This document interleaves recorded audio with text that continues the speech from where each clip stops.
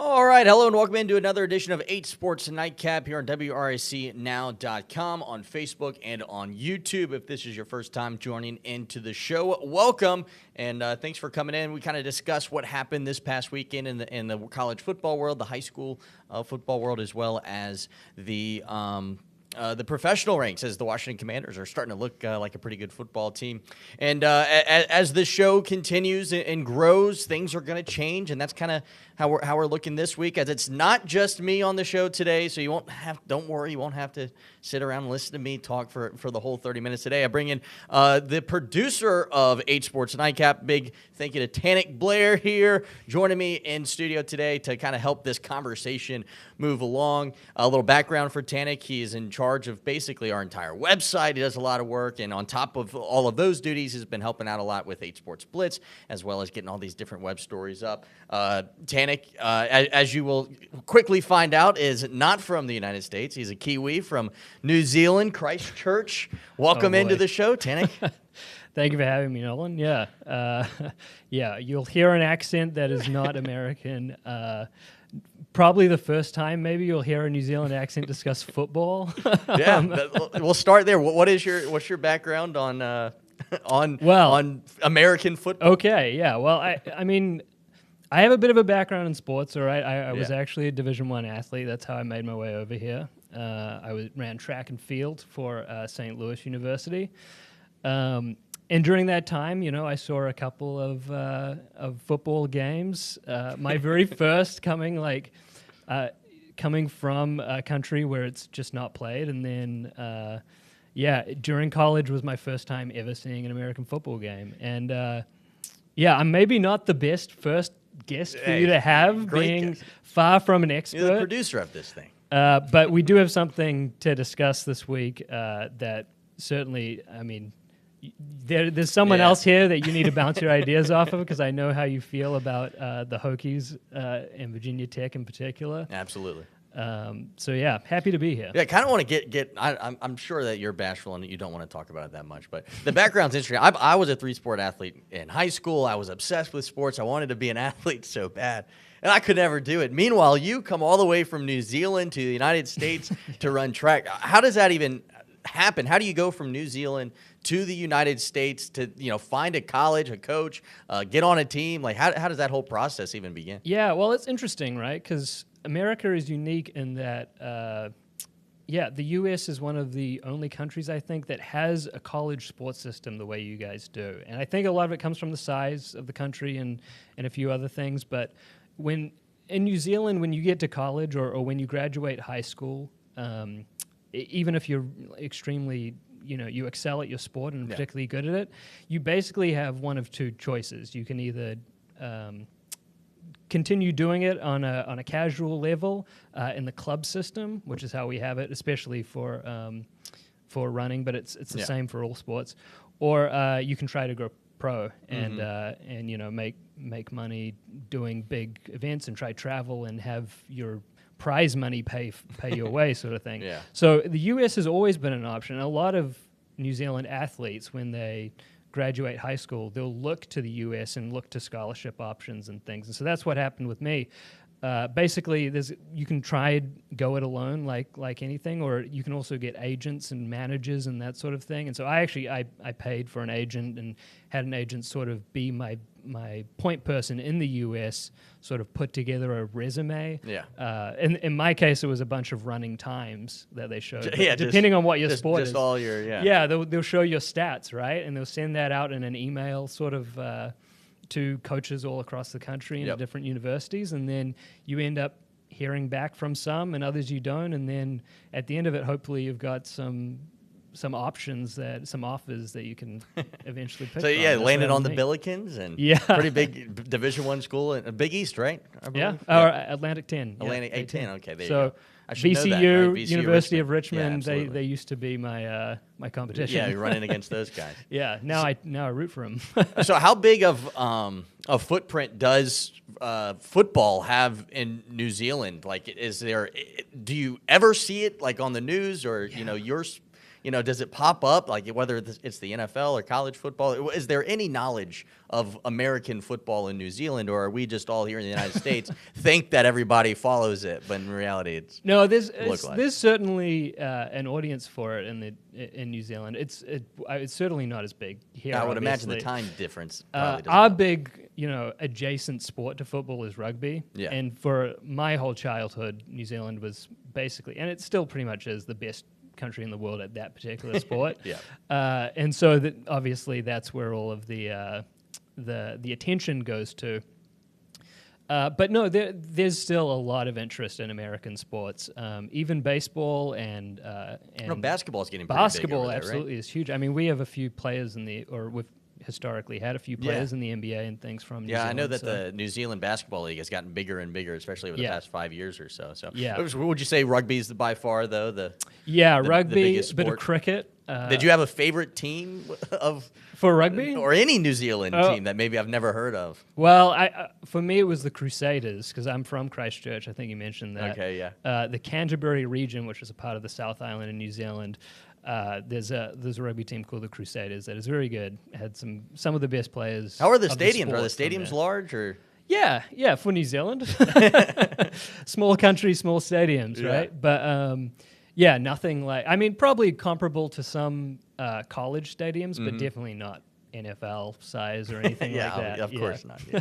But so you come to the United States, the pageantry of football. I'm sure that was impressive to see. Oh man, absolutely. Shiny, bright lights everywhere, advertising, cheerleaders, bands. Yeah, exactly. It's a lot. No, it's very exciting. It's very different to how New Zealand handles sport, I would say, where it is basically just the game. There's no special halftime shows necessarily, or it's at least certainly not on the scale that you guys have here. So yeah. And I'm to be fair, my favorite sporting experience, I think, in all my time in the U.S. was going to see Notre Dame play. There you go. And I think they were playing against one of their rivals, and I Okay. don't want to get it mixed up which one it was.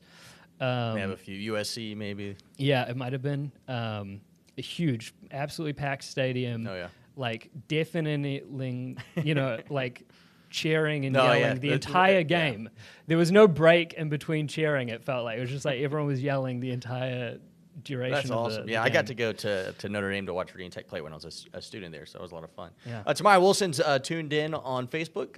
Thanks for tuning in and saying hello. If anyone watching on Facebook has any questions or comments on what we're about to discuss, feel free to join in on the conversation. With that said, I'm going to break down this our first game of the week. We'll get back with Tanik to kind of discuss what's happening here. But obviously, we got to start with Virginia Tech's loss on the road in Coral Gables to the Miami Hurricanes, 38-34.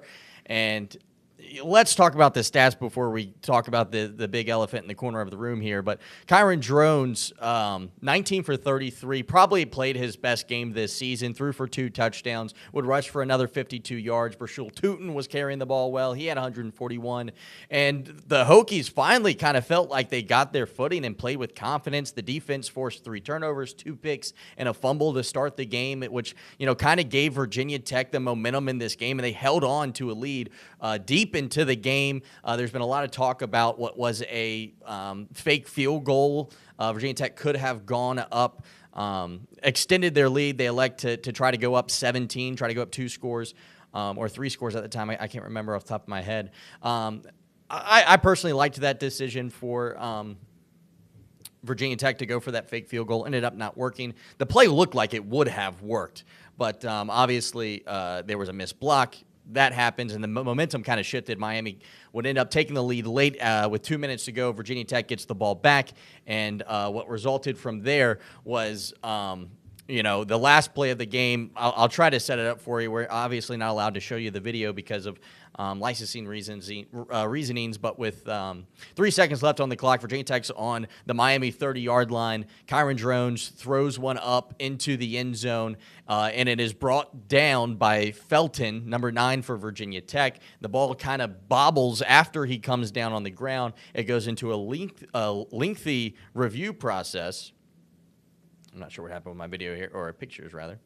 Review process, and from there, 8 to 10 minutes goes by, and the referees come back on screen and say that the call was overturned, which I think was a big surprise to a lot of people. I'll give you my thoughts on it here in a moment. But first, I would like to share with you what Brent Pry had to say today about the call. After the game, Pry's big comment on the situation was that he hoped that they got the call right. He kind of refused to really stick his neck out there, probably for fine reasons, because he was so disappointed. But I think he wanted to take the time to look at it himself. And after seeing that video and talking with the league office, this is the lengthy opening statement that head coach Brent Pry had today at his press conference prior to the Hokies heading to California to take on Stanford.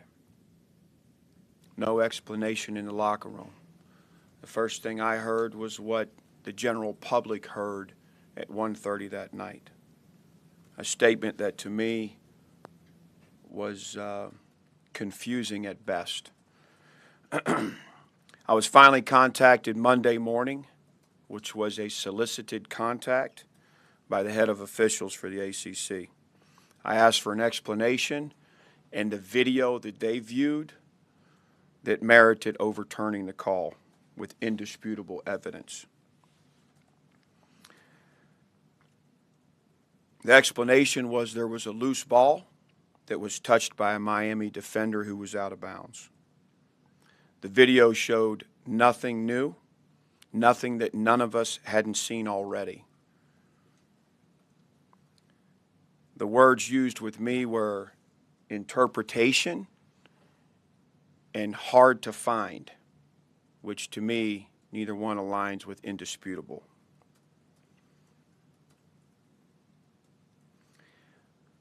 I watched the video that they watched. If it was ruled a catch, I don't see how you overturn it. There's no evidence. If it was ruled not a catch, I don't see how you overturn it. You can't see enough to tell.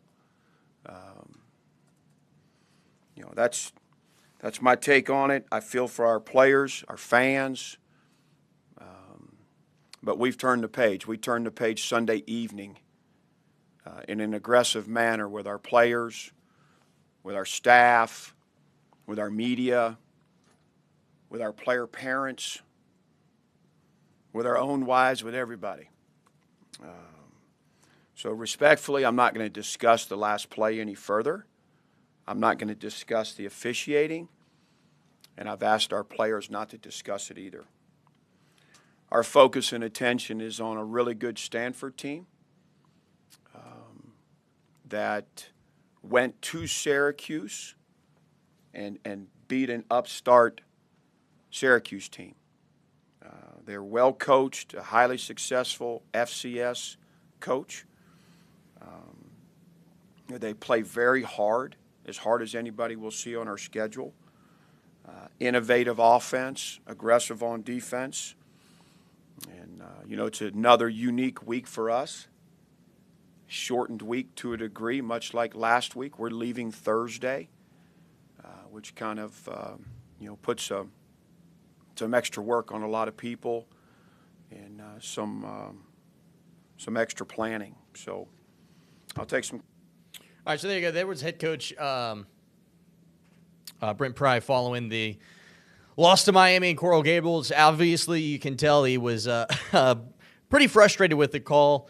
Tanik, I know that you're not necessarily an expert here, but as a fan that doesn't have any sort of lean one way or the other. Obviously, I graduated from Virginia Tech. I think I'm probably looking at it, with dark-colored glasses, to say the least, when talking about the end of this game. What was your takeaway from what you read online and kind of what the conversation has been around the country? Yeah, well, I don't want to put you in a position where you have to defend a call against your team, but I am a little confused as to overturning the initial decision. And what is required, there has to be a lot of certainty based on the video review, those 8 minutes or whatever you said it was, afterwards, after they initially called it a touchdown.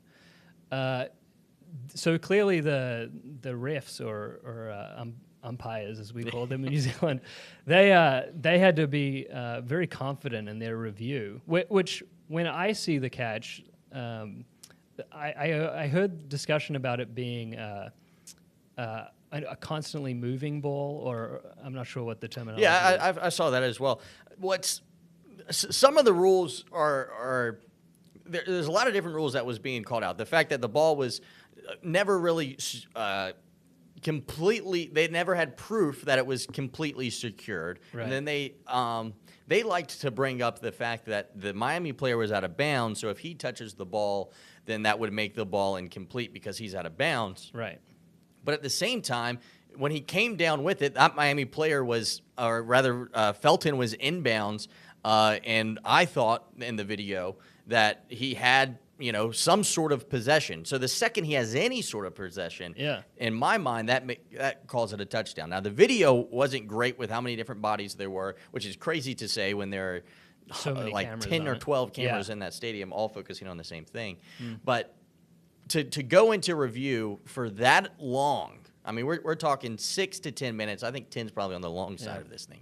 But to go into it that long and nobody sees anything that really confirms that it wasn't a catch makes you think that you can't overturn it. And I think that's what the big problem that people have right now is the fact that there was no good angle. And so you kind of always, ever since they brought in replay system back in like 2007, whatever it was, they've always tried to say that we're going to stick with whatever the referees on the field call because that's what we want our refs to look good, blah, blah, blah.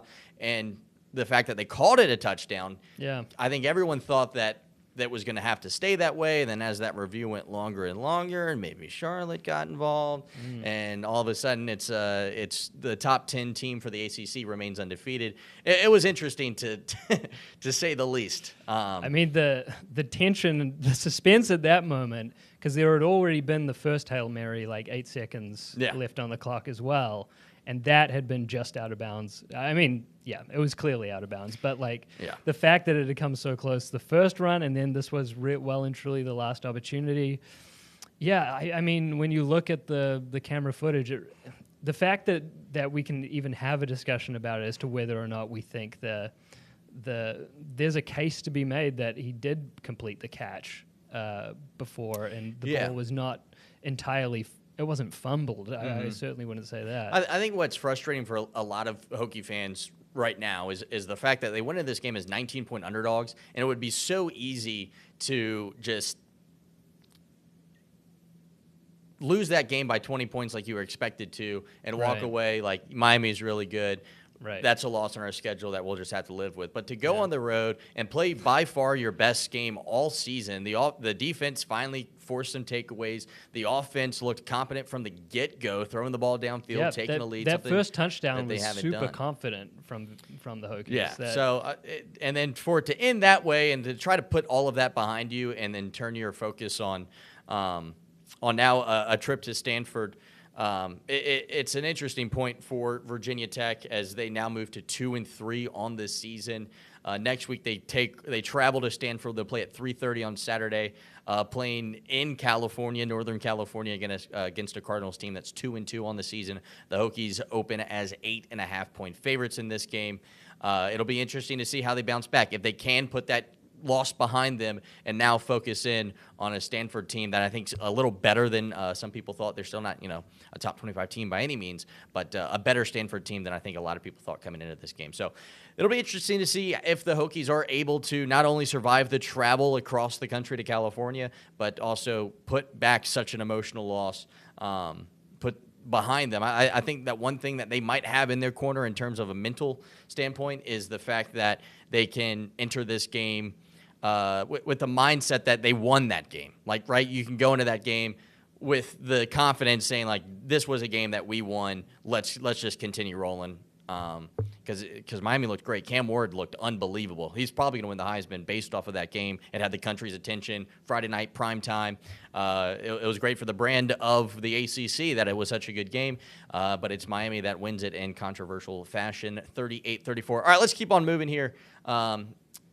Virginia had a bye week this past week. This week they host homecoming against Boston College. Last time Virginia was in action, they went on the road to Coastal Carolina and won in convincing fashion, 43-24 over a Coastal Carolina team that sold out that game. The Cavaliers, this is the interesting stat probably of this matchup, 1-7 against Boston College. They've only played them, I think, 5 times since Boston College has joined the ACC, but every game other than like 2022 when Bronco Mendenhall was the head coach, the Cavaliers have lost to Boston College. The series dates back to the 60s or so. The last meeting, Boston College won 27-24 at home. This was a game that UVA led by three scores in the first half, and Boston College came back and won. At the time, that moved UVA to 0-5 on the season. And to kind of give you an idea of where Virginia is now in their season, they're sitting at 3-1. Last year at this point, they were 0-5. Virginia has really taken that next step, and it'll be interesting to see how they fare against another ACC opponent. So far, they're 1-0. They, of course, beat Wake Forest earlier this season to begin ACC play. Boston College, a good team as well. They're receiving votes for the top 25. Their only loss comes to Missouri, who at the time was ranked inside the top 10. Virginia 3-1. That only loss of the year is to Maryland.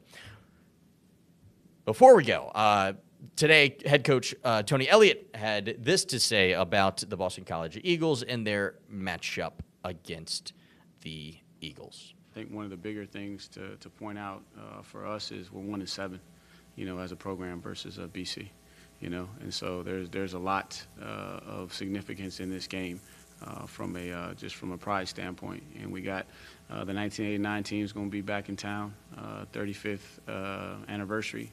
So we got a lot of things that we're focusing on, necessarily what's in front of us, not so much what's behind us. So there you go. Next game up, that's what Tony Elliott has to say about their upcoming matchup against Boston College. All right, let's talk a little Richmond football. They go on the road to Elon. They get a big win, 27-17. That's their third straight win. The Spiders are rolling after their 0-2 start. Camden Coleman, who of course started the season as the backup, has now won back-to-back games as the starting quarterback. He throws for 203, rushed for another 26 yards and a score. Zachary Palmer-Smith, he's been the big storyline for Richmond this season. 24 carries, 167 yards. He's been incredible. The Richmond defense, they were all over the place. They forced 3 turnovers, 2 picks, and a fumble, and looked really good. This week, Richmond will host North Carolina A&T at home. That game is set for 2 o'clock. A&T on the season really struggling. It's another CAA game. The Aggies are 1-4 to start the year. Their only win this year is to D2 Winston-Salem State, who just so happens to also be traveling to Richmond this weekend. They will take on Virginia Union.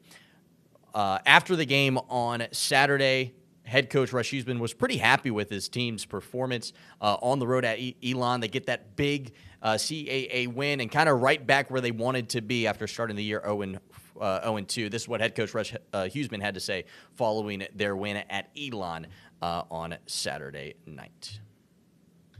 It was good that we're being. I feel really good. We can't let up. We got to continue to work, continue to practice. We got to get one more next week. We got to get A&T, and then we got the bye week, and hopefully we can get a little bit healthier after the bye week, and then obviously we'll move from there.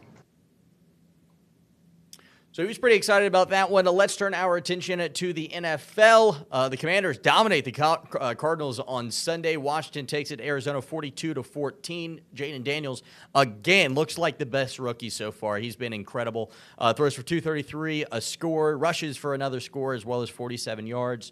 And this was kind of a revenge game for the Washington Commanders offensive coordinator. Of course, I'm blanking on his name here. I promise I know it. He was the head coach of Arizona, kind of gave us the whole reason. My apologies. I got it. It's killing my brain here. Cliff Kingsbury, of course, was a head coach of Arizona. Kind of was the reason Kyler Murray was such a phenom and got that big contract that he got a couple of years ago for Arizona, because Kingsbury in his first season with Kyler was able to really open up the field. And that's kind of what we're seeing with Jaden Daniels now that he's able to just focus on the offense. And Daniels, they're kind of running a college-style offense, and it's working, kind of like how we saw, years back with the Eagles and what they were able to do with spreading the field out. That's exactly what the Commanders have been doing, and it's been working. Zacchaeus was the leading receiver for the Commanders this year, 6 receptions, 85 yards. He is, of course, a UVA grad, was expected to be the 5th or 6th best receiver for Washington this year, and had a big game, 85 yards for him. Terry McLaurin finds the end zone on 5 receptions and 52 yards, and it's been a great start to the season for the Commanders. They moved to 3-1 on the year. They're kind of in a situation where it looks like they're going to be able to compete in their division, and on top of competing in their division, if you just look at their schedule here, I think I have it pulled up. Let's see if this works for me. It does. There are multiple wins. These games will probably be the games that the Commanders will be favored in. You got the Browns, Panthers, Bears, Giants, Steelers, Titans, and maybe they take one game against the Cowboys. If they're able to do that, that's 10 wins right there. So if the Commanders are able to just win the games that they'll be favored in this year, it'll be interesting to see, how much success they can actually have. I mean, after 3 weeks, yes, they've beaten the Giants, a Bengals team that's still trying to find their footing, and a Cardinals team that I don't think is very good. But they've been able to beat them in multiple ways. The Buccaneers, their lone loss, the Buccaneers look incredible. So I think this is quite a surprise for many Commanders fans out there, the success that they're having this season underneath a rookie quarterback. I think everyone wants to kind of think back to that Robert Griffin III year, and I think the Commanders have done a good job of keeping Daniels healthy in terms of the runs that they are using him in. It seems like a little smarter than what they did with Robert Griffin III. All right, well, before we go, of course, we got to talk a little 8 Sports Blitz this week. There's 2 options for our fan-voted on Game of the Week. Here's currently what we're looking at in terms of the voting poll. It'll close at midnight tonight. Dinwiddie, who's 3-1 on the season, and maybe the best team in the area, travels to Thomas Dale, who's 3-1 on their season. Thomas Dale's only loss was, of course, to Glen Allen, and Glen Allen's a really good 6A team. There are other option for Game of the Week. They are traveling to Douglas Freeman, whose only loss this year has come to Highland Springs, who's, of course, the other best team in our area. Some other games to kind of keep an eye on this week. Matoka heads to Meadowbrook. Matoka, another team that looks like they could be a state championship contender. Monacan heads to Manchester as well, and that'll be an interesting game in that one. Both those teams 2-2, and both kind of have similar style offenses, so it'll be interesting to see what that matchup is like. And finally, Patrick Henry heads to Hanover. Hanover, of course, just lost in our Game of the Week last week. That was their first loss of the season against Atlee. It turned out to be a really great game. One final thing I want to bring up is next week we're starting our top plays from 8 Sports Blitz. We'll have 3 plays for you to vote on to decide who had the best play of the week. You'll be able to see that on Sundays and Mondays on our newscast, and of course we'll have a web article up as well for you to vote on. So if you saw I had a certain play on our 8 Sports Blitz show and you think it should be one of the top play nominees, be sure to tweet at me and let me know how you're feeling about that. But with that being said, that's going to wrap up another great edition of 8 Sports Nightcap. Little different show this week as we had Tanik Blair join us. Let's bring him back in for our first little guest segment. I think next week it'll be Will Gonzalez, who's another web producer here that's going to help put the show together, and we should have some more guests come on as we get closer and closer to now basketball season. VCU and Richmond hit the road for Washington, D.C. next week for A10 Media Day. That's right, Media Day is here. The NBA had their Media Day this week, so basketball season is right around the corner. Of course, we all know how big that is here in Central Virginia. So excited to see what that looks like. Excited to have Tanik here join me. Any final thoughts, Tanik? before we No, head out thank you here? for having me. I never thought I would ever be a guest on a sports show. Talking some college football, right? Yeah, that's right. So this is a first for everyone. No, Thanks for having me. Yeah, appreciate you joining us. Thanks for everyone for tuning in tonight here on 8Sports Nightcap. We'll be back next week, same place, same time, 6:45 on Tuesdays. Have a good night, everybody. We'll see you next week, and I'll see you tonight at 11 o'clock on 8 News. Good night, everybody.